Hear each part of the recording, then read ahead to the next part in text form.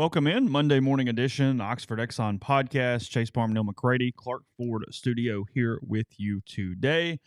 We will touch on some Ole Miss topics. Ole Miss men's basketball losing to Arkansas on Saturday, 69-57. The final in that one there in Fayetteville.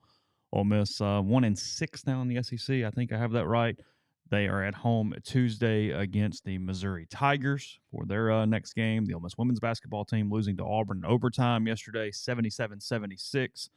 In that win, losers are two straight, losing to Alabama and Auburn. I believe Mississippi State is up next at home for Yo and the Rebels in that one. Some recruiting going on. You can get that coverage at rebelgrove.com. I picked up a portal corner from Georgia Tech over the weekend. His name is escaping me. It's very secretive recruiter. If you tell people, I'm kidding. What's his name? Watson. Zamari Walton. Walton, not Watson. Walton. Close enough. A little about him. Watson's a secret. Watson's a secret. Okay. Walton's public now. Okay. I think. Is it? Okay. So moving over the weekend, especially since we last talked to you on Thursday there. I get a little bit of that today. Obviously, the Final Four of the NFL season is set after the divisional round weekend. So a lot of stuff going on. We'll get to it today on the show. A show brought to you every single day by the Oxford Exxon, Highway 6 West in Oxford. Lunch specials change every day, but every single day they're great prices. You get any size fountain drink and the bread of your choice there with that meal. You can also let them take care of dinner, whether it be ribs, chicken. Call ahead. They'll wrap it up, have it ready to go. Side items, desserts, plenty of options there at every Blue Sky location up and down I-55 and throughout North Mississippi as well. And again, coming to you from the Clark Ford studio. We are. Clark Ford is in Amory, Mississippi. 662-257-1900 is that number. Call it. Ask for Corey Clark. Tell Corey what Ford product you're looking for. He'll send you a quote within 15 minutes in business hours. Right to the bottom line. No hassle, no haggle. You get your quote. The rest are completely up to you. You can shop that quote around. You can do what I've done, what I recommend that you do, and that's hop into a Clark Ford today. 662-257-1900. Guest join on the myperfectfranchise.net hotline. If you're a displaced corporate executive wanting to put your career in your own hands, maybe you're an experienced entrepreneur wanting to diversify, Andy Ludicky can help. He's a longtime Rivals board member, a diehard college football fan, franchise veteran. He owns multiple franchises and businesses and uses his expertise to help others find their American dream through a very thorough and free consultation process. Call Andy. Put your life and career in your own hands. It's 100% free, so you have nothing to lose. Find your perfect franchise at myperfectfranchise.net or contact Andy at myperfectfranchise.net or call him at 404-973-9901. Also gave this PSA out on Thursday, but for those who will be in town April 22nd, 23rd, as you know, Morgan Wallen coming to Vaught Hemingway Stadium in Oxford. Tickets for both nights have been discounted. They're still available, so if you are waiting, if you're trying to see when the time was that, probably now. I think one night they're as low as $78, one night they're maybe as low as $98, something like that. So you can visit morganwallen.com to find out more there. Yeah, Neal, the portal window is closed, but that doesn't mean portal activity is closed. Is that the way you would categorize that? I mean, including, really a storyline yesterday that we haven't seen in a while. I mean, it felt kind of like Chris Jones at the frat house a little bit. Nobody really sure where Davison Igbinosun is located yesterday. You figured that out yourself, at least what he told you. Some Texas A&M people had him in College Station. Some Texas A&M people did not have him in College Station. Some of them changed their mind an hour later. I mean, he was a well-traveled individual if he was everywhere somebody said he was yesterday. Trying to decide how much I'm really willing to go here. Because it's not worth it. Where I get the call from Rivals, like, why are you doing this? Yeah. It's one of these things. It just felt like the old days. That's all. Okay. It kind of did. For the people who love the drama of recruiting, first, God bless you. Secondly, seek help. Third, because I'll be honest, I had to catch up. I was writing the basketball thing yesterday. I was not really paying much attention to the message board for several hours prior to the NFL games kicking off. Kind of had a thing, and I sent you a text about something else. You replied that it had been a day, and then I checked, and it was a day. Well, and I get it. Look, is the thing. if there's one pet peeve that I have, and I understand why it happens, it just kind of drives me nuts. Texags reported something Saturday about they were expected. So, of course, that takes off on message boards. And can you confirm? Well, no, I mean, I'm not connected to the Texas A&M staff. I don't know anybody over there. I mean, so I checked with our rivals people who turned it into a story immediately that we were reporting it when we really weren't reporting it. Oh, they did? Yeah. And then they said, well, we're reporting it because we confirmed it. I'm like, well, awesome. Awesome. Good. And so I checked back with my friend David Nuno at Texags. Yeah. Who, and I know people get on David for fandom or whatever, but I like David. I think he's a really good reporter. And so he said their people had not confirmed that they were there. And I said, okay. And so I texted Davison again. And Davison responded. I'll read you the text. Here we go. I'll find it. Okay. I know Davison, did a show with him, 15 episodes or something like that. I think Davison likes me. I like Davison. Y'all have spent time together. We have. I said, I'm hearing you're on a visit to Texas A&M. I'm just trying to confirm it. I hope this finds you well. That was the text. Because look, I'm going to be honest. I'm going to be honest here, and this is going to piss people off, maybe. I want what's best for Davison. If that's staying at Ole Miss, great. If that's going to Texas A&M, awesome. If it's going back to Rutgers, cool. Whatever makes Davison happy, I'm for it. It doesn't matter to me. I like the kid. He's a nice young man. I think he's going to do really well in life. And if the rumors are true that he's been offered, quote, life-changing money, good for him. Okay? Yeah, gotcha. He says, nope, I'm home in Jersey. I said, have you decided what you're doing in terms of transferring or not? No. That's it? That's it. So I assume that meant I'm home in New Jersey. It's possible that he was home, wherever home might be. Home is a weird term. He said nope at least. He said nope. That does not mean he was in College Station in a jersey, probably. Probably. It's so possible that good. he was. I appreciate the nope there. Yeah. That helped. Yeah. But there you go.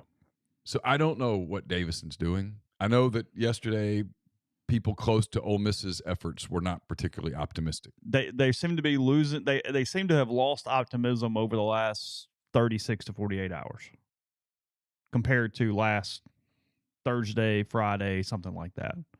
I have not sensed, and maybe there's been an actual announcement. If so, I have not seen it. I have not picked up any optimism from the beginning much on Tasheem Johnson. He appears to be following Chris Partridge wherever that ends up leading. Is the way I would have that interpreted at this point. But to your point, classes start today. Realistically, if you're not enrolled by the end of the week, it's kind of iffy. And you've got until the middle of next week, technically. And it would get done, but it would require some machinations at that point. Yeah, they technically can go until like February the 3rd, but that would be every professor putting them manually into classes. That would be a much bigger pain than just, hey, doing it this week and moving on with your day and letting that sit where it is. So, I mean, this week feels critical on the movement. Let's put it that way. Yeah. If you're trying to get here for the spring. This feels big. Which is it's the interesting part of all this. It's the interesting part of the quarterback situation. Not that I'm kind of done with that after we spent 5 days on it last week, but everybody goes, well, hey, Spencer Sanders can do this and do this. Well, I mean, there's questions about when he's even enrolling, and two, to graduate from an institution, you have to take a certain number of hours at that institution. You can't come in and take one class and get the degree from that place. Yeah, otherwise everybody would just go to Stanford for the last class. And hey, Stanford. I went to Stanford. Yeah. So point being, it's not so simple as, oh, well, you just graduate and then you're a graduate transfer in August and you go somewhere else. It's like, no, it's not really how that works. So it's complicated around these parts. It is. These days. It's very secretive. It's very secretive. It's essentially the nuclear codes these days. Yeah. It's the part of it. People get mad at me, I think. It's the part of it where I don't find all the drama and stuff attached to it all that intoxicating the way that a lot of people do. So I've kind of hit the recruiting wall here. I'll go through it here over the next week, but I'll be. I mean, look, it's this old man yelling at cloud a little bit, but it was kind of the nice part about the old system was it was a very clear calendar on when, okay, this happened, and then you kind of chill, and then this happens, and then you chill, and now full go, full send. The way that during the season is the only slow time. The way that the calendar is set up is stupid. It needs to be revamped. Greg Sankey said as much, so it probably is going to be revamped at some point. He did say that in the not too distant future. But this is stupid. I mean, it truly is stupid.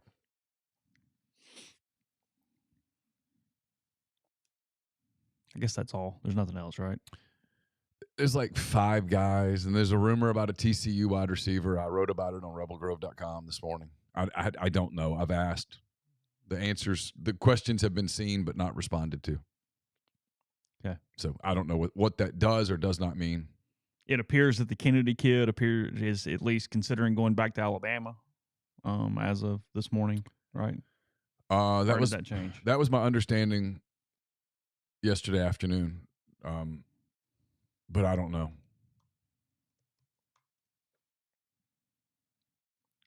Although Grind is saying TCU, is that? Yeah, I don't know. Okay. Again, we're kind of chained to this a little bit, so I can't go search around for 10 minutes. So if somebody sees something, put it in the stream, and we will relay it to everybody else. You can play producer here today. So I don't know. That's where it stands. Yes, Pete Golding tweeted out a shark this morning. If you'd like to decipher that, feel free. You can let us know what you come up with. I feel like I'm trying to interpret hieroglyphics at this point a little bit. So yeah, I think I just kind of choose not to go there. I don't. Well, you don't know. Here's the deal: we don't really know the machinations of Pete Golding yet from a social media standpoint. There's gonna be, there's some coaches who just get up every morning and do something, and you go, okay, that actually means absolutely nothing. It's just what they do. Yeah. Whether it be emojis or scriptures or whatever. I mean, there's always something that they do every day there. So I don't know. Who knows? All right. Walker Jones did confirm Zamari Walton on social media. Oh. And of course, he was immediately met with, now get Demoy Kennedy. Whatever he's making is not enough. And by the way, I'm listen. Yeah. I'm going to do this. You're going to be surprised at this. Where are you going? Like Chuck Rounsaville with On 3. Chuck and I don't speak. We don't like one another. It's cool. But the whole blaming Chuck Rounsaville for the Demoy Kennedy thing, if he ends, this is stupid. Nick Saban and people at Alabama didn't learn from the Ole Miss spirit or from On 3 that Demoy Kennedy was in the portal and was strongly considering Ole Miss. Give me a break.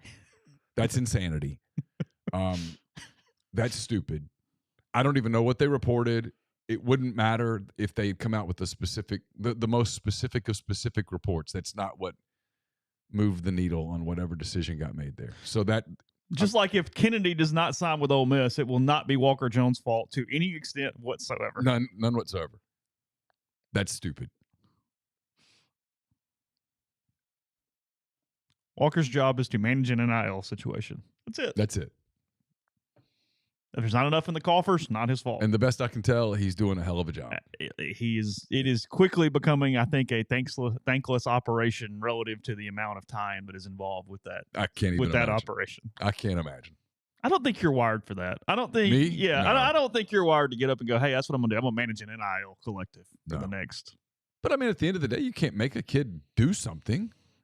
No, he's basically the capologist. Hey, here's what we got. Here's kind of how this works. All right, cool. It's kind of like when people blame Jimmy Sexton for everything. He's not holding, but you can't bring the kid into the meeting and pull the gun out and go, okay, it's Ole Miss. No. I mean, just like you can't make a coach leave or go somewhere. No. I mean, now, is he kind of the puppet master? Sure. Well, sure. But he can make things work. He can do puzzles. Yeah. But, I mean, he can't call Lane and go, hey, you are going here. I mean, no. No. Okay. I mean, no. You are going to fire your offense coordinator. No. But I don't know. Like, I will be curious 2 years from now. It'd be fun to sit down with a Walker Jones and go, okay, what have you learned? Was it worth it? Is this sustainable?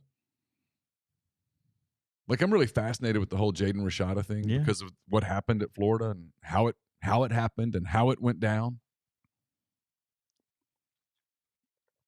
Well, it's what I found. I mean, it was just in passing when I talked to Walker for the Wheels Up thing.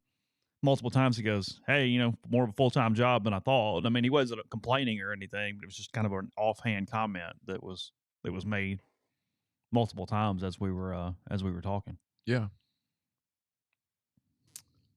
I mean, I'm for transparency on it. I think transparency would be one way to solve it. Okay.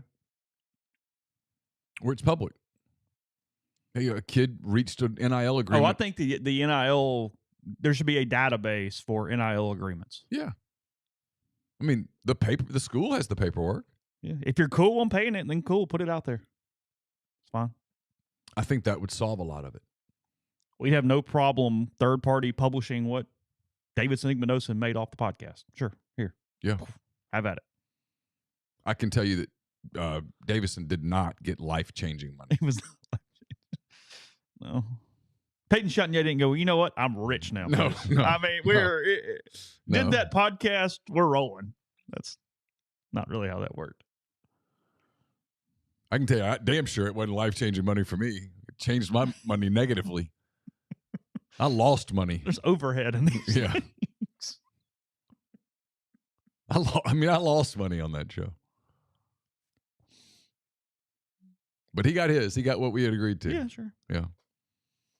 I guess this will go into the next break, but anything at all. I mean, I'm not even really being a smartass here. The whys and hows aren't necessarily relevant, but Arkansas 69, Ole Miss 57. Played a pretty good first half. Turnovers. Arkansas, as has happened the entire year, Ole Miss can't counter runs. The only team this year they've countered a run on is South Carolina. Yeah. Who is awful. Yeah.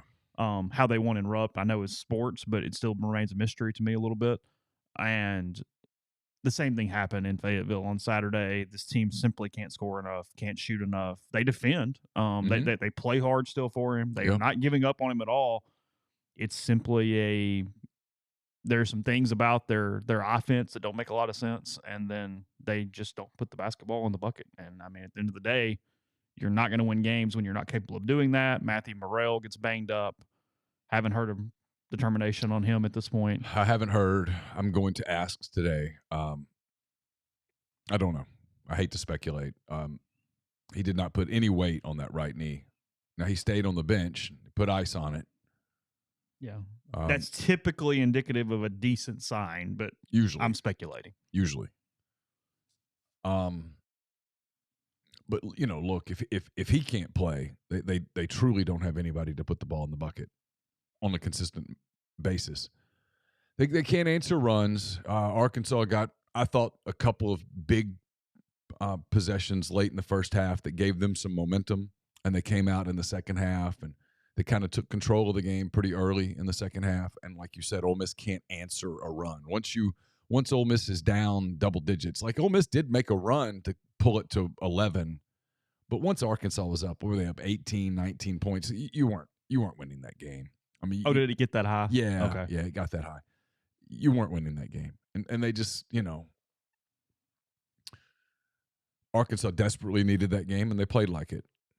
Then, to their credit, they also were pretty dialed in on defense. And so that's what happens in some of these big SEC games when both teams are pretty dialed in on the defensive end. The team that just can't shoot, their margin for error is so small. And so you have a piece that's out today. I wrote a little bit about it in 10 Thoughts. They're 1-6 in the league. This week they play Missouri at home on Tuesday night. Then they go to Oklahoma State on Saturday. That's right. And then they have Kentucky after that. They still have to go to Auburn. They still have to go to Florida. They still have to go to Missouri. A&M. Still got an A&M game in there. Because home games or whatever. I mean, I've got this paragraph in the story. They're 9-10 overall, 1-6 in the league. They lost 20 of their last 25 SEC games. They're 22-29 overall since the beginning of last season. And they've lost 8 straight home games in the league in that time period. And that doesn't include the loss to UNA. Well, this isn't a gotcha thing because, as I wrote in 10 Thoughts, I have a lot of respect and And frankly, I like Kermit as a person a lot. I have a lot of respect for him as a person and as a coach. That being said, going into this season, last season, there were questions, are you making a move? And the answer was no. And I don't remember whether it was a press release or whether it was what Keith said out loud or whatever. But the commentary that sticks out in my mind was that this is a program that should be in the NCAA tournament discussion on an annual basis. Mm-hmm. Well, that would mean this year. And they're not. They're not anywhere close to the NCAA tournament discussion. Their net as of yesterday was 108 or something like that. It doesn't matter. They're 1-6 in the league. The bare minimum to get into the tournament discussion is 11-7, probably. Yeah. So do the math. If you at this point believe this team has a chance to get to 11-7,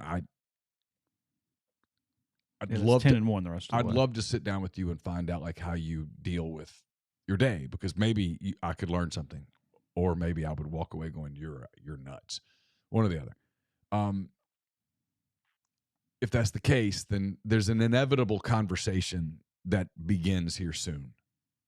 Frankly, it's kind of already begun quietly behind the scenes. I don't mean with Ole Miss people. I just mean coaching based on my text messages. Yeah, sure. I know some people in coaching, and I've had some people ask, hey, what's going on? And my answer is always, look, he's the coach until he's not. I don't like the speculation. You and I have never put a hot board out before and won't, because who knows? And I don't know what Keith Carter's thought process is. That being said, I suspect tomorrow night, Missouri, 6 o'clock, it's going to be rainy. I just don't like the chances of much of a crowd. And at some point, you run out of, and this isn't about anybody at Ole Miss or Kermit or anything, but at some point, you just run out of excuses. It can't be, well, it was raining. Well, it was late. Well, it was this. If there's excitement, people go. If there's not, they don't. It's what's so fascinating about this in a couple different ways. And we'll hit that coming out of the break. First, tell you about Prime Shrimp. PrimeShrimp.com. 7 different flavors available for you. Shipped directly to your door. Fewer than 10 minutes from freezer to plate. Their newest offering, the New Orleans-style barbecue. It's fantastic. The signature edition is fantastic as well. They got the full meals in a bag. They've got the spicy options. They even let you season it yourself if you have maybe a kid or somebody with a little more discerning of a palate. So let that be dinner tonight. Prime Shrimp, code MPW for $20 off your first order. That's PrimeShrimp.com. Did you know that Dead Soxy makes custom socks for companies and organizations? Dead Soxy custom socks make incredible promotional gifts, giveaways. They're also great for fundraisers. Custom socks just might be the best promotional product you've never tried. Think about it. Every person you know wears socks every day, and they wear their favorite pairs a lot. Why not take advantage of this knowledge? Take fundraising or branding to a whole new level. The minimum order is only 100 pairs of the same style. Lead time is 6 to 8 weeks. Right now, every custom order is $100 off, so get your project started. Go to deadsoxy.com/custom to check out what they do with custom socks. We are also brought to you by Walk On Sports Bistro. They put everything they've got into bringing you game day with the taste of Louisiana. Dig into their mouth-watering, made-from-scratch Louisiana cuisine. Po' boys, gumbo, voodoo shrimp, plus fan favorites like juicy burgers, fresh salads, all in front of 70-plus TVs, 40-plus ice-cold beers on tap. Let Walk-Ons handle some of your carry-out needs as well. Just go to the Walk-Ons app and check them out in Oxford or Ridgeland today. The College Corner is your one-stop Rebel Shop. 2 locations in the Jackson area in Ridgeland. It's next to Fleet Feet. In Flowood, it's next to Half Shell. If you don't live in Jackson, it's okay. Go to collegecornerstore.com. Plus, you can find them on Facebook and Instagram. Whether you're tailgating in Oxford or home gating with friends and family, the College Corner has you covered for game day with the largest selection of Rebel gear in Central Mississippi. And we're brought to you by Comer Heating and Air, Southern Air Conditioning and Heating. Different names, but the same great products, same great services, same people. If you live in Oxford, Batesville, or the surrounding area, call Comer, 662-801-1777. If you're in Hernando, Memphis, South Haven, that area, call the people at Southern, 662-429-4429. A-Stock Auctions is a Nashville-based online auction company With the mission to provide customers the power to name their price, all items at A-Stock start at just $1. That's right. Every item starts at just $1. Shop now at astock.bid. Download their app, name your price on thousands of items from big-name retailers. A-Stock Auctions has multiple locations around Nashville that offer local pickups, so don't miss out. If you want it, bid it, win it. Podcast also brought to you by Johnson Hill Creamery, johnsonhillcreamery.com. It's time to get those Valentine's Day pre-orders in. They got a lot of options. They got cannolis, macarons, chocolate-covered strawberries, brown butter chocolate chip cookies. They're doing a gift box this year as well as a dessert box for it, too, that has the macarons, the chocolate-covered strawberries, the cookies, and the cannolis all in it. Pickup is Valentine's Day. It's 10 to 5. You just need a little heads up, but not much. You can even place the order right there online at johnsonhillcreamery.com or 662-419-9201. And then on their Instagram page today, they got a pretty cool video showing how they make their king cakes from scratch and get them ready to go. Still time for those as well. 24 hours notice with johnsonhillcreamery.com. No, look, it can't be this. It's the stats we talked about. It's that when I've dug through numbers for frankly a while now, there's some flexibility in this. Whatever they decide, again, it's a complicated thing a little bit. I mean, just the inside baseball here, because all of the numbers are in that story are important. It just takes somebody with eyes to see that the product is not working right now, and in all ways. However, I don't cover the sport, and it feels, and you had to be really careful. It wasn't trying to be a hit piece. It wasn't trying to be anything really giving a comment on Kermit's tenure is in what should happen. That would be irresponsible of me on multiple levels. A, I haven't been to a game in almost a year, and two, that would put Neal in a really weird spot if I was like, hey, fire Kermit Davis today.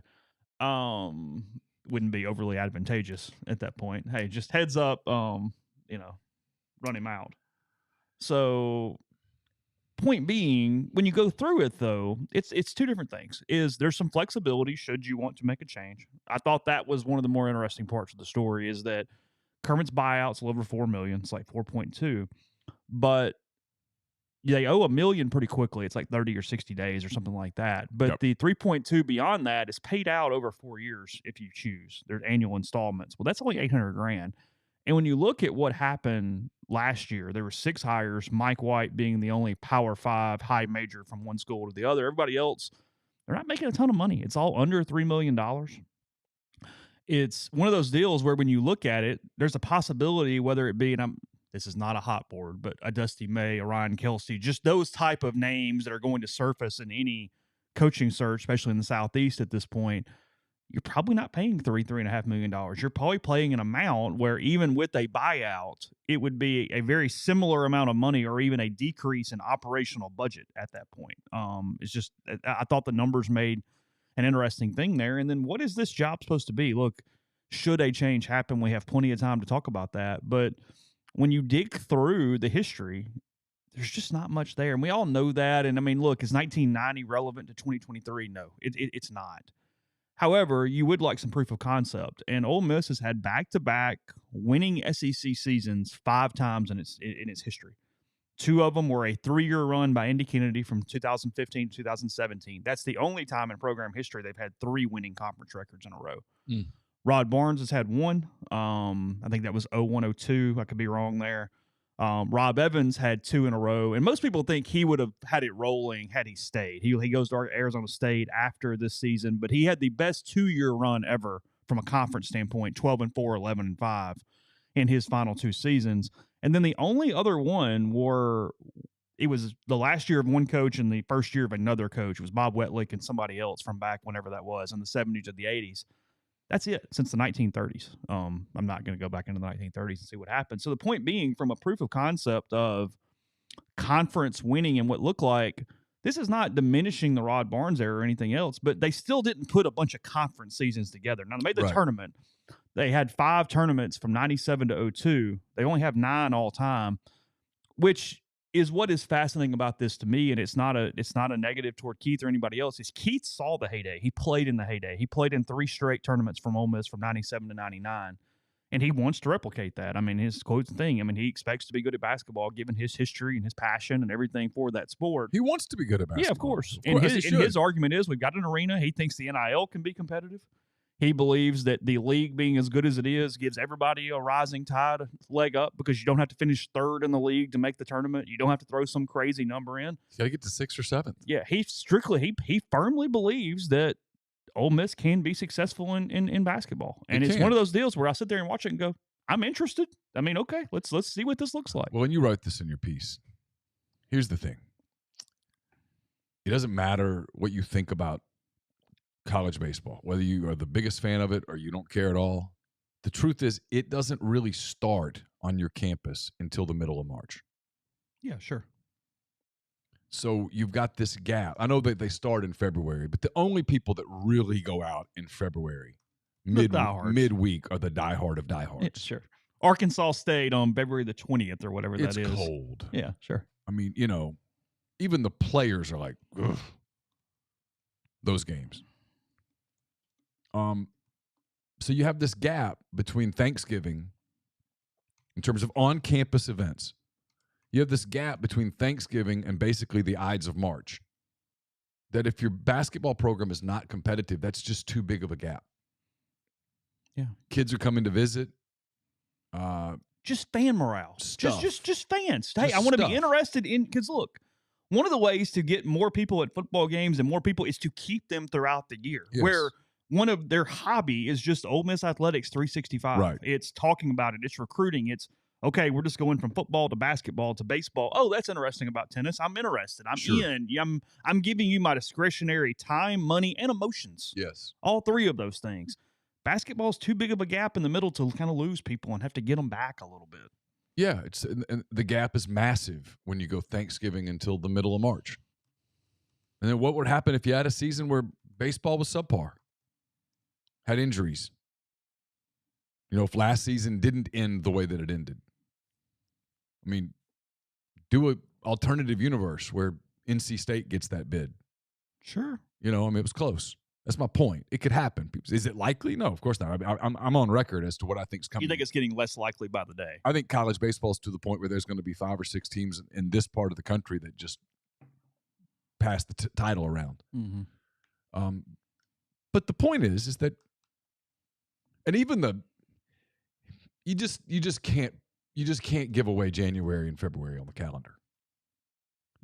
The tournament rolls around in March, and even the people who go, I hate college basketball, the tournament rolls around in March and they have 3 brackets. It's too important. Go to some games on a campus on a Saturday night where the team is in the tournament mix and the students are jacked up and it's fun. It's fun. It's cold in this part of the country as it is anywhere else in January and February. It's not cold inside the arena. You have this nice arena. You've got nice club area. It's all that stuff. Yeah, they can work on the TV angles and stuff, but inside the building, it's a place that should be pretty electric on Tuesday night, on Saturday night. It should be, and it's not. And so if you're consistently not, you've got to address it. And my anticipation is it's going to be addressed. Now, how attractive is this job? I don't know. We'll see. I think that's Keith's biggest challenge, frankly, in the next month and a half to 2 months is not only deciding, hey, what are we doing and how are we doing it, but if you decide to make a change, you have to decide how that change gets, how you move forward in a way that makes it exciting quickly. Because it's got to be cool again to go to basketball. And it's not cool right now. No. It's almost anti-cool. I mean, I know a good many people around town that go, and it's almost like, hey, why you're doing that? Hey, oh, really? Ha ha. I mean, like that's not good. I mean, that's not like that's a bad health situation for the sport because, look. I mean, I like college basketball a lot. Now, I don't like it as much as I like the NBA, and that's a stylistic thing. I had this conversation with someone at Carson's soccer game Saturday morning. His game started at 10, and so the Arkansas Ole Miss game started at 11, and I pulled it up on my phone so that I could just kind of keep an eye on it because Carson's game was a blowout, thank God. And we were having this conversation about stylistically there's just so many whistles. Yeah, sure. There's no flow. And then you watch an NBA game and there's flow. So if you watch a lot of NBA, it's hard to watch college basketball. But most people who watch a lot of college basketball don't watch the NBA. Yeah, and sure. so stylistically, they don't even see it. And so it's atmosphere and laundry and something to do. And And I'll go on Tuesday night, probably, depending on the weather, and Carson's got a playoff game. But anyway, it's not it's a hard product to watch. And so I get it. And it's kind of quiet in there. That place shouldn't be quiet. Keith's got to get, whether it's Kermit or anybody else, from a brand standpoint, the brand's got to be more exciting. Like you saw that with Missouri. They brought in, hey, we're going to play this different brand of basketball. We're going to have an identity. And in this league, I think you have to have that. I mean, you look at what Bruce Pearl's done at Auburn. Look, there's no reason that Ole Miss can't replicate what Auburn's There's a couple done. things that are true at the same time. One of them is that a lot of the seats that are empty are still sold. So from a straight monetary standpoint, the money's already there. Right. But even in that realm, I mean, I've got the numbers. I pulled them up. Is last year, Ole Miss basketball, and not a good season. They went whatever they went last year, 4-14 in the league. Is that right? Yeah, they went 4-14 in the league, lost in the first round. They made $1.46 million in ticket sales last year. That number's down to, from a projection, down to $114 this year. That's $300,000 of a loss in ticket sales from last year to this year. Contributions, which is basically premium seating, CGAs, all that kind of stuff, donations, whatever, that's down almost $200,000 from last year. They've lost money from last year to this year from a straight revenue standpoint, $5 million to $4.3 million. That's not the money the conference gives you, whether you go 18-0 or 0-18. There's a lot of money there. That's why it obviously makes more than anything else. Right. And look, some people are going to say this is unfair, and maybe it is. Maybe it's me because of what I do every day. But I look at what baseball is doing and go, from a fan support standpoint, there shouldn't be this big of a discrepancy on money put in from a contribution standpoint, a ticket sales standpoint, all those kind of different things. They're just there just shouldn't. It is what it is. Because Ole Miss baseball last year, and again, they didn't host a regional, they didn't host a super regional, they were on the road. Taking out conference money for them, they made $7.8 million last year. Now, they had huge expenses. I'm not saying they netted, but from a straight revenue, fan support standpoint, they made $7.8 million, including about $3.5 in contributions. It's a big number for baseball. It is. And it's a credit to them, but there shouldn't be that big of a gap between the two sports. Absolutely shouldn't be. Is the point. Because, look, if it's an exciting product, even if you sell out, you can raise ticket prices a little bit. Football has shown you that. Baseball has shown you that. I mean, everything's not stagnant, you know? No. So it's look, we're not doing an autopsy. We're doing a lab report, but it just you're seeing a lot of issues on all fronts here. I mean, I wrote this yesterday. 10 Weekend Thoughts. It's at rebelgrove.com. Kermit knows the score.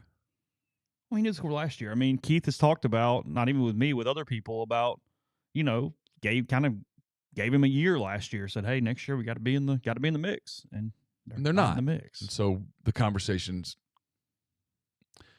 It goes into hushed tones because, then this is a credit to him, everybody likes Kermit. They do. I mean, it's true. Well, and you get into a post-game situation, and you don't want to ask that in front of everybody. You'd rather ask that in a private setting. Ask me how I know.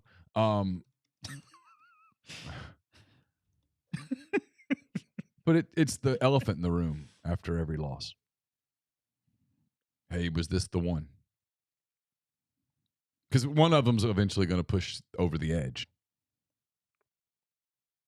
And he's going to get his money. He's going to be fine. He's talented enough to do television. He could go out and do fundraising. There's a lot of things he could do. He might go down a level and coach again. I have no idea what he wants to do. Yeah, I don't know. But if he's going to salvage this, the turnaround has to come pretty quickly, and I just don't see the pieces in place. But his team's playing really hard. Like, the thing you wait for on a disaster season is, when does the team kind of quit? And I hate that word. You know that. But you see it sometimes when a team's like, you know what, not answering this bell. They're playing out the string. Yeah, one team's just playing harder than them. They're not doing that. Last week, Saturday, they played just as hard as Arkansas did. They did. Never let up. Even at the end, when Morrell went down and they're down I don't know what it was, 18 points, something like that. If I'm wrong, don't yell at me in the stream. It might have been more than that. It might have been 16. I don't remember. They cut it to 11.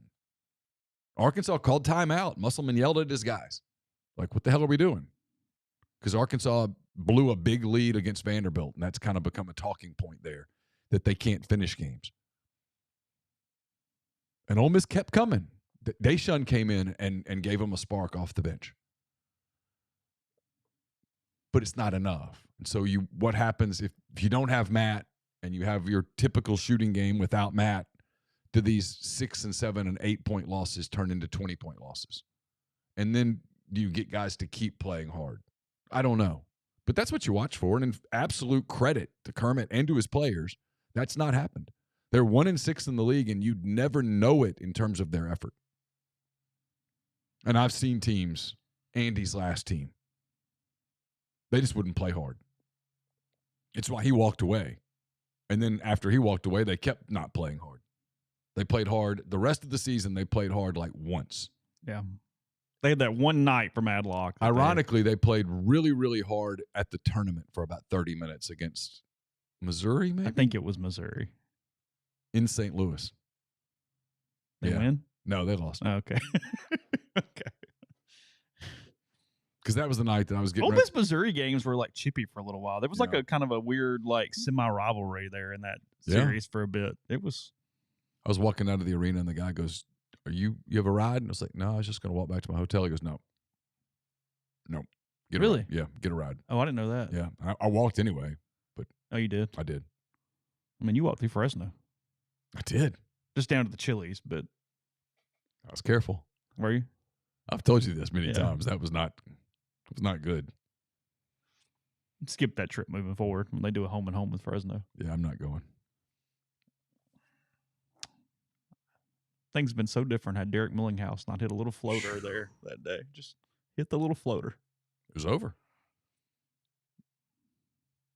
I've told this. I almost had to. And then on the flip side, if Jarvis Summers hits a little floater from the free throw line, that team might go to the Final Four.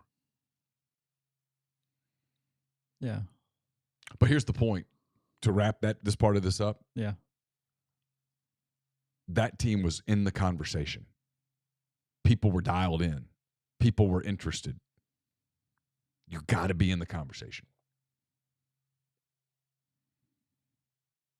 You do. I think at least for right now, the standard here is on the weekend going into the SEC tournament, there's talk about, do we need one? Do we need two? Are we good? And if you're not in that, if it's got to be, well, you got to win 5 games in 5 days. No one's even watching. No, just interest. Hey, water cooler talk. Yeah. Where the SEC tournament has to have some meaning for your team. Yeah. Podcast brought to you in part by G&M Pharmacy, 662-236-2222. They deliver locally in the Oxford area. They offer MedSync for your prescriptions the same day each month and take care of you. One trip to the pharmacy, one delivery, and you have everything you need when you need it with G&M or Tyson Drugs there in Holly Springs. So whatever you need, they can help you out, including transferring your medications. You make one call, they take care of the rest. Again, 662-236-2222. Solutions RX is a probiotic multivitamin supplement company created by Ole Miss Pharmacy alum Chris Corneliuson. It's pharmaceutical grade, manufactured right here inside the U.S. and inside Mississippi, for that matter. If you take diabetes medicine, high blood pressure meds, or cholesterol medications, you know that they typically cause some side effects like muscle pain, brain fog, energy loss due to a depletion of minerals and vitamins in the body. Chris formulated a product called Prescription Support. Helps put those vitamins back into your body, helps you with those side effects, keeps you more compliant taking your medications and over the long term.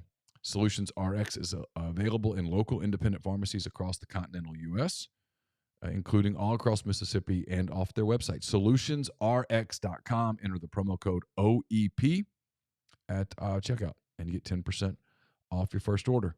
Game Changer Patches. Sponsor my 10 Weekend Thoughts. They're the only 2-patch system available in the market to stop hangovers before they start.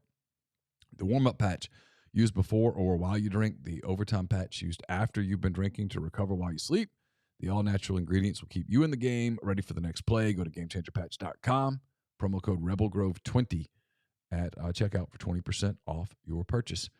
ACS is owned by my friend Clay McNutt in Baldwin, Mississippi. It's a complete electrical control system solution provider, a Rockwell Automation recognized system integrator.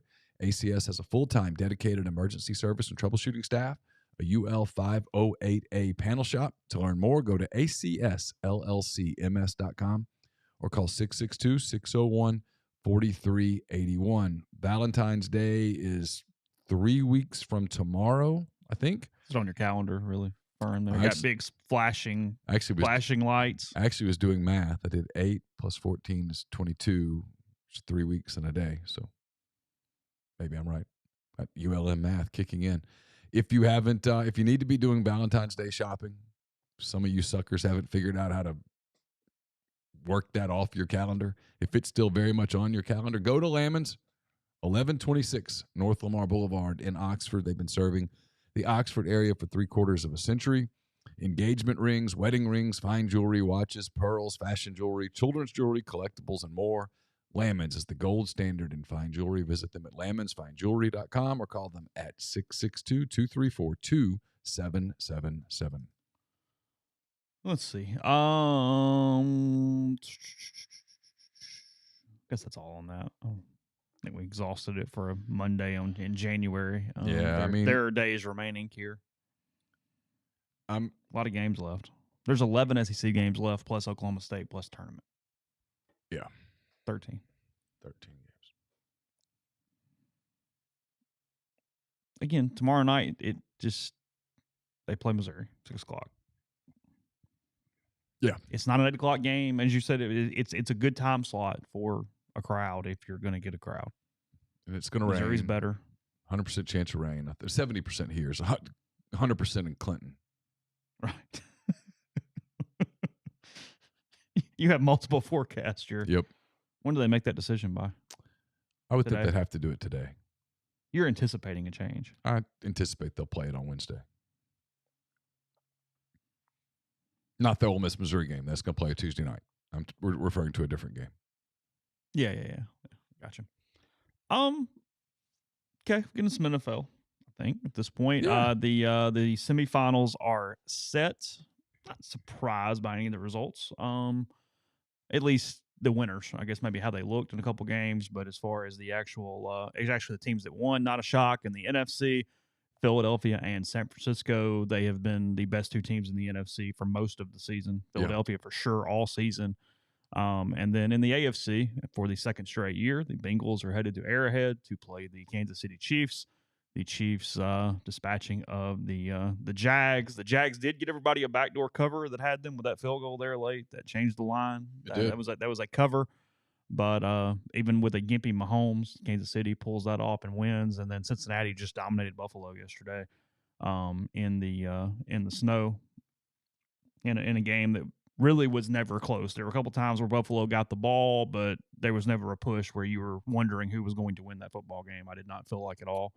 Yesterday. Even at like 10-6 or 14-7 or whatever it was, I went, I don't know. 14-7 was the only time that they were back within a score. Yeah.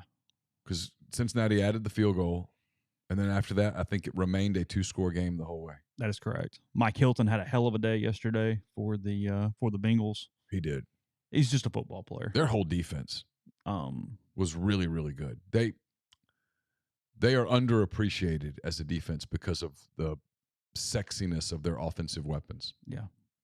But their defense, and Mike's a huge part of that. Like, he damn near knocked Allen out of the game.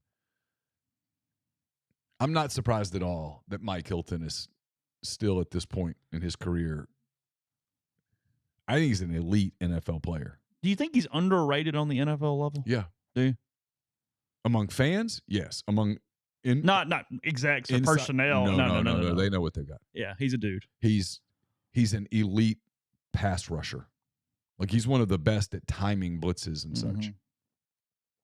But they played really good up front. Cincinnati did. Defensively, their linebackers, both Pratt and Wilson, are talking about underrated guys.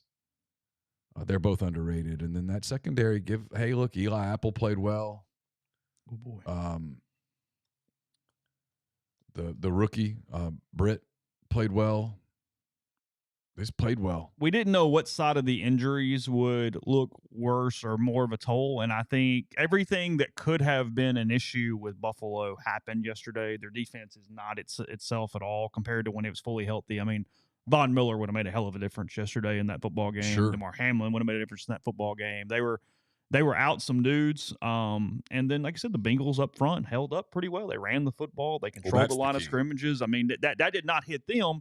And then Josh Allen kind of did what Josh Allen has been doing. He is a freak physically, and he can go win football games. But then at times he just doesn't look right. He was hesitant to run at times yesterday. He didn't use his feet the way he has in the past. It was a game that you don't want to make too big of a deal out of it, because if Buffalo wins the Super Bowl next year, nobody's going to be surprised in the slightest.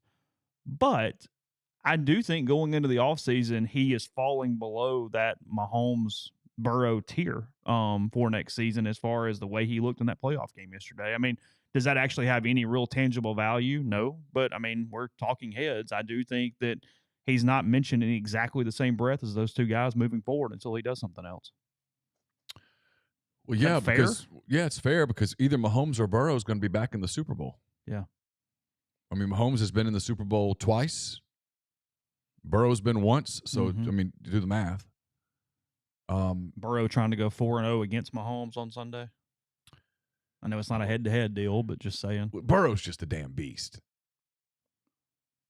I mean, we do the thing about how cool he is and all that stuff, and I get it. I get that. That's the Joe Cool and all that stuff, and he's unflapped. And it's his marketing. I mean, it's formulated to an extent. But he made some really good off-platform throws. His ability to sense trouble in the pocket, move away from that trouble, and create a play. You saw it on the first two touchdowns. The pass to Chase was moving off platform. Mm-hmm. The pass to Hurst was absolutely fooled Buffalo with his eyes.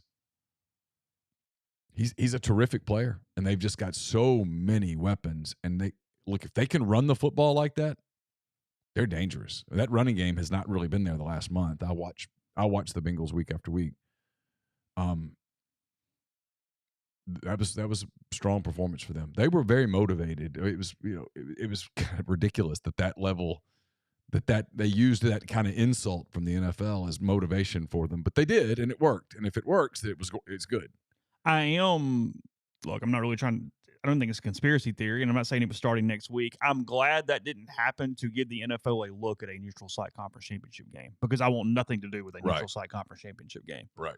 And I think you would at least planted the seed when it went well to go, well, what if that week is neutral site too?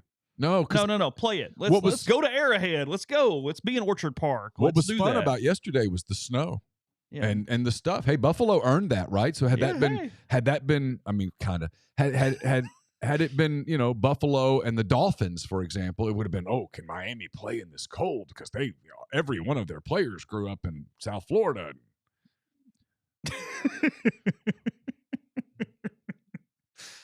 That is funny how we put that. Yeah. Anyway, they've got dudes that played in that all of their lives. But anyway, it was fun. I mean, it was fun. It made that game interesting to watch.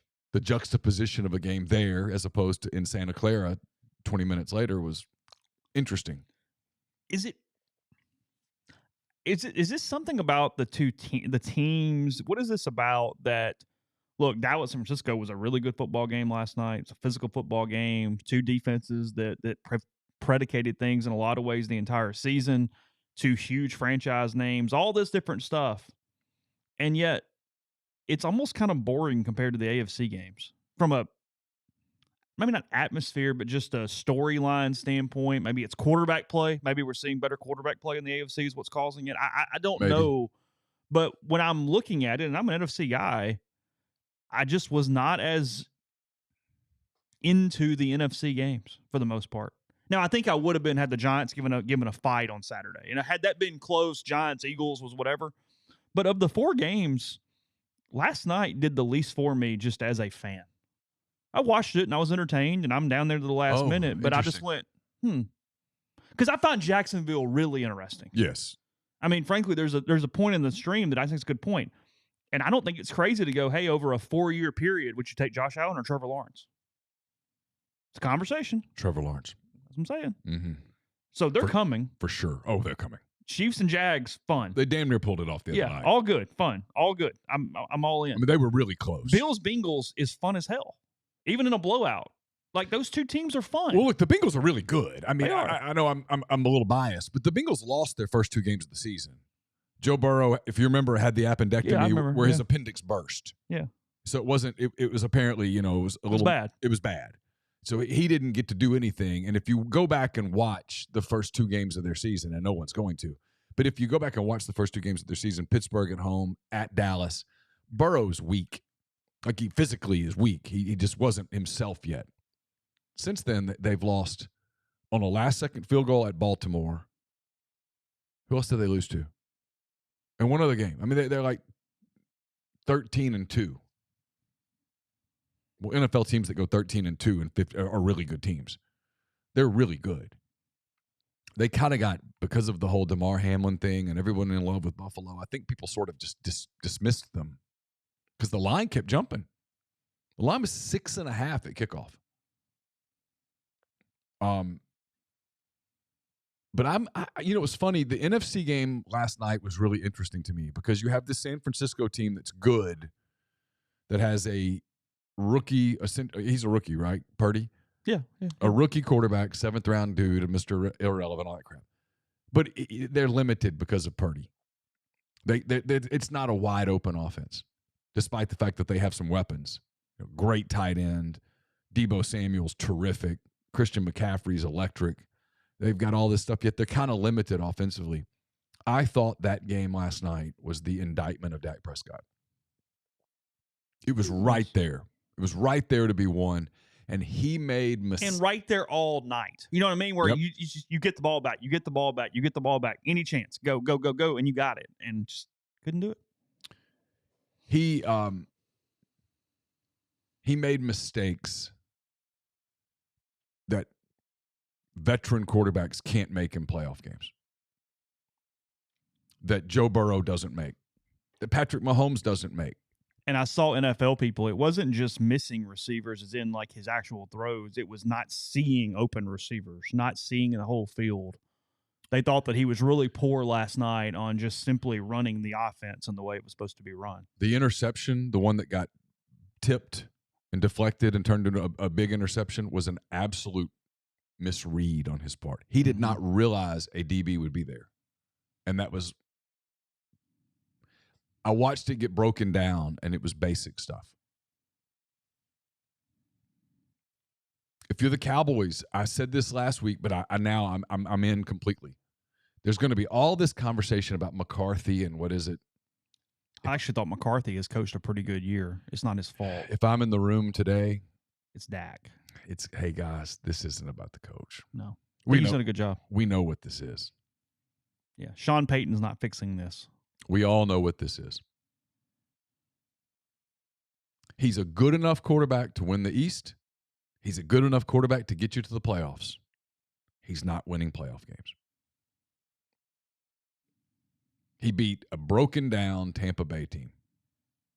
Dallas has not been in the conference championship round since they won the Super Bowl in 1995. Yeah, and Tevin makes a good point.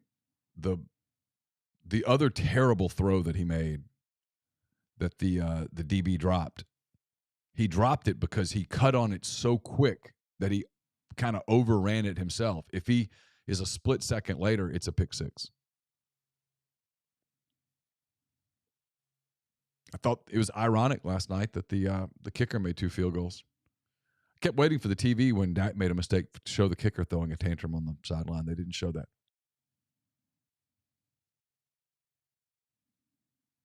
Will they move on from him? I don't know what financially they can do. I mean, can you find a taker for Dak Prescott? Somebody. Maybe not for much, but take his contract. That's what I don't know. Who could you go get?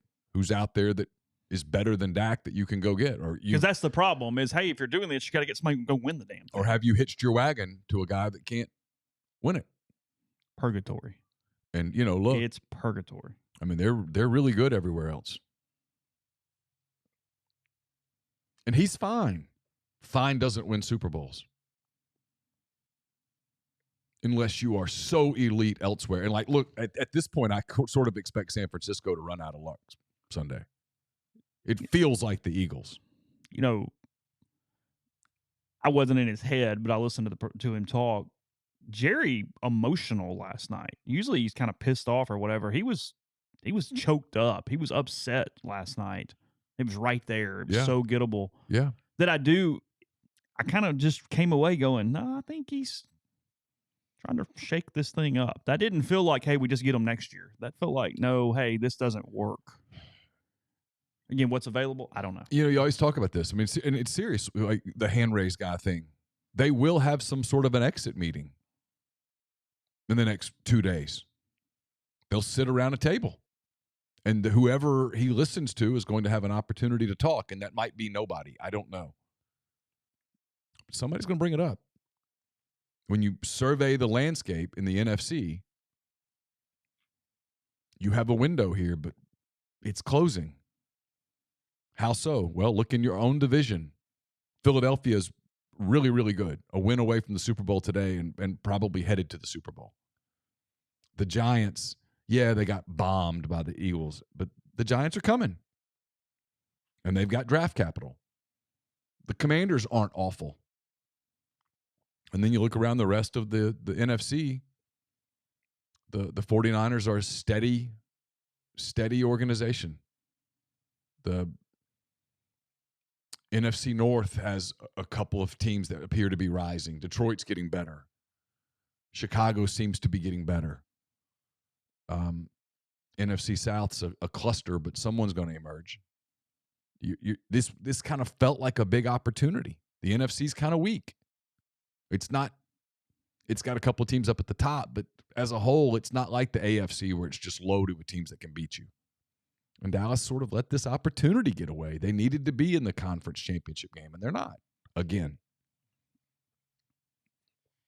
Line's incredibly close for this weekend. Philadelphia opens up as a 1.5-point favorite over the 49ers at home. That's about right. Money line, I mean, that's not where you would make any money. It's minus 30 for the Eagles, plus 110 for the 49ers, and over under a 45.5 in this one. Okay. Actually, let me take it back. It's actually moved. It went from 1.5 to 2.5. So now you can get the 49ers at 2.5 if you'd like. Yeah, boy, it just feels like Philly right now. They look good. They looked really good. And the Giants were playing over their head. They were. They were not as talented by any stretch. And the Niners, just as for all their talent, and look, Purdy's a great story. But you got to get more out of that, don't you? Yeah, you got to get something more out of him. And maybe he does. Maybe they turn him loose. We'll see. They're going to have to score some points. Philadelphia is not. You're not winning that game 16-10. Yeah. And I don't care what the weather. Look, he played college ball at Ames, Iowa. Yeah. He's played in the cold. It's going to be okay. Yeah. I say that, and then Brees sucked his entire career in the cold. And I went, you're from Purdue. Can you not be better in the cold? It's true. He was awful. He was. It's like, I don't understand. It always gave me hope. I go, no, Big Ten quarterback, we're good. We were not good. He was a Texas boy. That's a good point. He only spent a few years in West Lafayette, Austin. Grew up in Austin, yeah. And then on the other side, Kansas City opened at 2.5, and that one's actually come down. It's going from 2.5 to 1. Now just a 1-point line for Kansas City. Here's the thing. Mahomes, you don't know what he is. I mean, he's got a high ankle sprain. If Patrick Mahomes can't move around. You don't like Chad Henne against Joe Burrow on Sunday? All right, question. Uh-huh. Did Kansas City make a mistake by putting Mahomes back out there? Could they have won that game with Chad Henne? Because Chad Henne orchestrated the biggest drive of the season for the Chiefs. I don't know. Is there anything that would have made it worse by Mahomes playing? I have no clue. I'm not a doctor. Right. So I don't know the answer to that. But, yes, there were several points where I went, no. Henne's giving you more of a chance right now because he can actually move left and right. Now, Mahomes toughened up there late. I mean, he makes that jump throw off the other foot. I mean, he did some crazy good stuff. He did.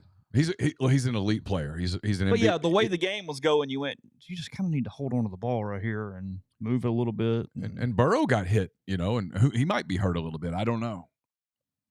It just feels – and it's recency bias. Like, you watch Philly and you're like, ain't nobody stopping that. And then you watch Cincinnati and you're like, dude. They beat them 3 times in a row. There won't be any Arrowhead intimidation on their part. No, Burrow kind of likes it. I think the Bengals prefer going on the road. Something about that team. They find any chip imaginable. They do. They look like a college team in that way, where it's, oh, no. I was watching some stuff last night that, the reels and things. They were obnoxious to the Buffalo fans throughout the game, turning around and doing the whole deal of, hey, get your refund. Get your refund. I mean, they were chip on shoulder. It's a credit to Zach Taylor, because not all NFL teams can do that. He's able to get a team that went to the Super Bowl last year and led with 3 minutes to go to be the underdog. That's what I'm saying. I mean, at least the one cat, Kirby convinced them they were going 7-5. So I mean, yeah, it's if it works, as ludicrous as you think it is, so stupid. All you got but if you can convince the 45 people in your locker room that, hey, nobody believes in you, that's all you got to do. I mean, you don't have to convince the world. No, they're all walking off the field feeling vindicated. It worked. 6-point underdogs, guys. No chance. That's a touchdown. But you watch them, and I mean, the minute it's over, Burrows walks up and he says, "Job's not done." Yeah. Ooh. Yeah. I mean, they're not the plucky underdog that's happy to be there. Oh no. That game's got interesting written all over it. I know it's shocking. The best 4 NFL teams probably left. Will probably play 2 really good games. It probably will be an electric day. Yeah. Podcast brought to you in part by Northeast Spark, NESPARC, 2 packages, the Ignite, the 100 Mbps, or the Blaze, the 1 gig that powers the Clark Ford studio. Your hometown team bringing you world-class broadband. That's nespark.com, 662-238-3159. Phone service, parental controls, network security, wireless mesh extender for those need that extra help, and much more. So whether it be Lafayette County or parts of Pontotoc or Union counties that did not previously have internet, 662-238-3159. Brought to you by Pinnacle. They're based in Jackson, Madison, that area, but they have clients in more than 20 states, advisors in multiple states. They provide detailed, specialized investment management, financial planning, retirement planning for individuals and businesses, and much, much more. Investing is treated like a commodity at Pinnacle. Decisions are made using objective information and research, not emotions. Check them out at mypinwealth.com, MYPINN wealth.com. We're also brought to you by John Edwards, Regency Travel Incorporated in Memphis. John's part of Virtuoso. It's a worldwide network of travel partners that allows him to supply his clients with added values, unique benefits, simply not available to other travelers. Get in touch with John, give him some parameters, give him a budget, and he'll give you options that you're not going to find on your own. 901-494-3387, or send him an email at jedwards@regencytravel.net. Also brought to you by OPA, perfect place on the square if you're coming up for basketball, baseball, just coming up to hang out for a weekend. Make sure you stop at OPA. They have great food, great craft libations as well. Also, Rafters on the Square if you're coming up before the kids take it over at night, looking for a place just to grab a beer, watch some of the games. You can do that at Rafters on the Square. I'll have a mailbag on Wednesday. It's brought to you by Whitney McNutt of Tommy Morgan Incorporated Realtors, serving you for all your real estate needs in Oxford and Tupelo. She sells condos, land, commercial, and residential family homes. 662-567-2573 or 662-842-3844. We'll have picks up again, probably on Saturday like we've been doing for the pro games. Brought to you by Service Specialist Staffing and Recruiting Agency. They've been connecting great job opportunities to candidates since 1967. If you're on the job hunt, whether you're seeking an entry-level position or you're a seasoned professional, they have opportunities across the board in all sorts of fields. It's always free for the candidate, and if your company is looking to hire quality, hard-to-find talent, they can help you too. Keep in mind, payment of service solely contingent on if you decide to hire a candidate that they send. You've got nothing to lose. So give Will, Sydney, or Kelsey a call at 662-832-5138 or check out their new and improved website, servicespecialistltd.com. And don't just accept what you see, but imagine something new. Step forward, chase after a better version of yourself. Every day, Corinth Dental is helping people reinvent themselves one smile at a time. Dr. Bubba McQueen, Dr. Jenny Beth Hendrick are devoted to restoring and enhancing the natural beauty of your smile using conservative, state-of-the-art procedures, including Invisalign. These clear aligners are the virtually invisible way to improve your smile. So call Corinth Dental today for a no-cost digital scan of your teeth. Let them show you the way to a straighter, healthier smile. 12 months, no down payment financing is available at corinthdental.com. Your national champions are back for another exciting year of Ole Miss baseball, so you can show your support for their efforts on the field this season by signing up for the Pledge Per Win and Pledge Per Home Run campaigns. Donations are charged every Monday. They're allocated into your Blue Priority point totals and are up to 90% tax deductible. So you can sign up today by visiting give2athletics.com/donate or call the Ole Miss Athletics Foundation at 662-915-7159. We didn't talk about it. I'm not going to necessarily go crazy on a team in a helter-skelter 40-second last possession, but they ran 3 plays or whatever they did. Dak should have been sacked for a safety. I don't know what the hell that was about right there. When I think the 49ers guy was almost in shock he was there and didn't realize what was going on. They have the guy not get out of bounds, not get his feet down, and then they run Elliott as the center on a play where the only thing that happens there is he gets hurt or gets Dak blown up in some way. That was it. Yeah, it was bizarre. It was a really weird final possession. Hey, throw a few outs, then throw a ball into the end zone and just see what the hell happens. That's not overly complicated. I mean, it was a fitting end to their season. Fair. It was a time where they were the most well-run franchise in sports. Yeah. They are no longer Jimmy Johnson. People knew what they were doing. Speaking of teams, if you're Buffalo and you're having this postseason, what's your conversation? I don't know, because you can convince yourselves that you have not a problem, but you got to get better and you got some really clear things. And then you could do the really scapegoat thing of going, hey, had Vaughn stayed healthy and this and this and this and this, and maybe it's true, but everybody else has injuries too. Yeah. I mean, the Bengals played 3 backup offensive linemen. By the way, the rumor out of Cincinnati is that 2 of those guys are going to be back this week. Oh, really? Yeah. Which they need to be, because that's the biggest advantage on the field is the Chiefs' front against their the defensive Bengals. Front, sure. That's what's interesting is if you look at the 4 teams that lost over the weekend, 2 of them in their postseason, hey, we're good. Giants and Jags. We're rolling. We're good, especially the Jags. Hey, yeah, the Giants still, but they feel pretty good about things. Yeah. If you're the Jags, you just go, hey, we got the win. We got our quarterback. We have our quarterback. We're good. We're just filling in spots. We're fine. We're fine. Yeah, he did nothing to make you sell Trevor Lawrence stock over the weekend. No, that's a postseason meeting around the table where someone will put their feet up and go, hey, don't overthink it. We're good. Yeah, they have a hell of a coach. Can't wait to play. I really like Doug Peterson a lot. I do too, a lot. He's a top 5 NFL head coach. For sure.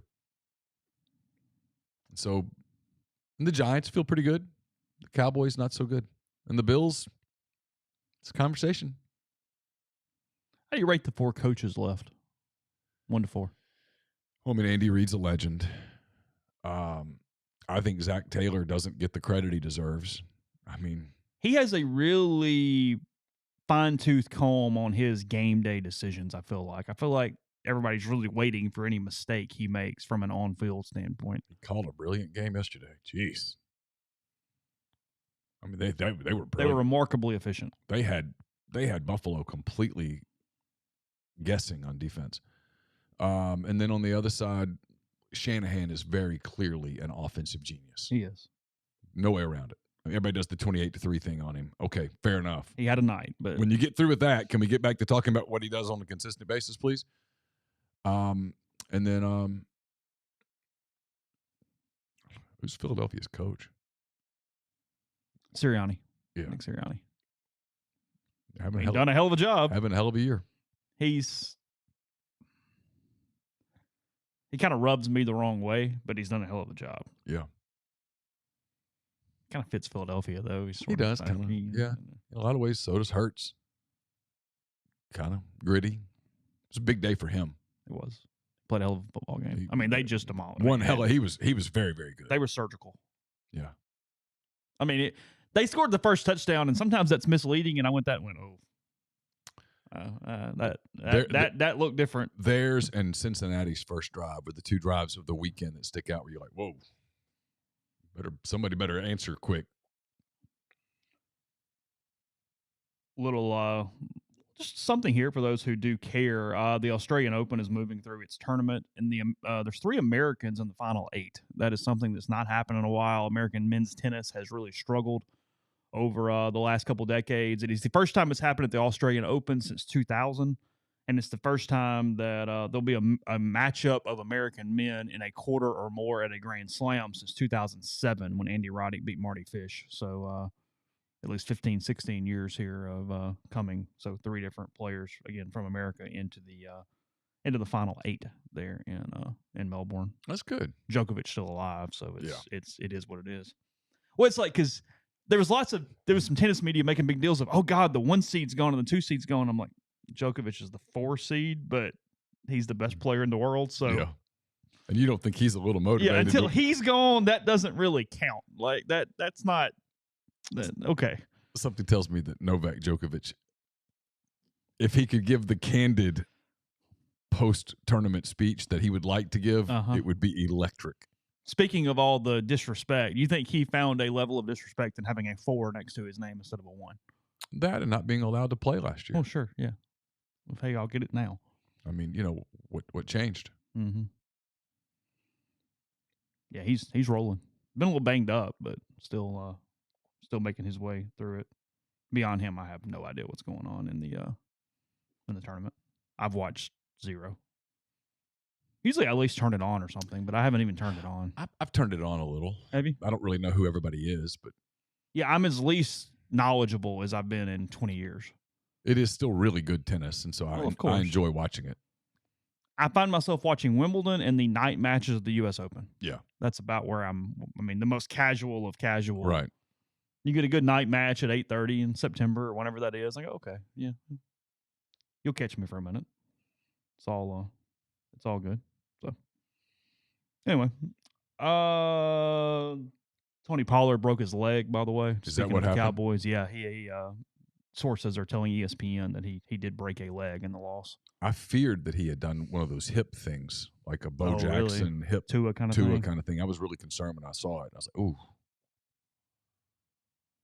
So appears to be broken leg there. So nonetheless, were you baffled as much as I was by the Damar Hamlin way that was covered yesterday? Yeah, I didn't understand putting more of an emphasis on him, on letting you see him. I mean, obviously being there is a huge step, but I thought there were ways, and not, again, I've seen some people say, hey, we got lung issues, you're trying to protect him. You're not doing anything against his health, but simply make it a little more of a focus on, no, hey, he's good. Right. Let everybody see that, especially from an NFL standpoint, because, I mean, you're talking about the biggest story of the year. From an NFL standpoint, what happened, why, all those different things. Yeah, that was, I thought that was covered interestingly, I guess would be the way there I would was put something odd, and I haven't figured out. I'm not doing the cold conspiracy thing that I've seen other people doing. But I thought it was odd. Watching it live, I thought it was odd. The way that they seemed to try to hide him. And then the way that inside like the press box area, the suite where he was, they showed this, you couldn't even see anything. And in today's day of HD, right, where on the field you can see whether a player touched a fleck of grass.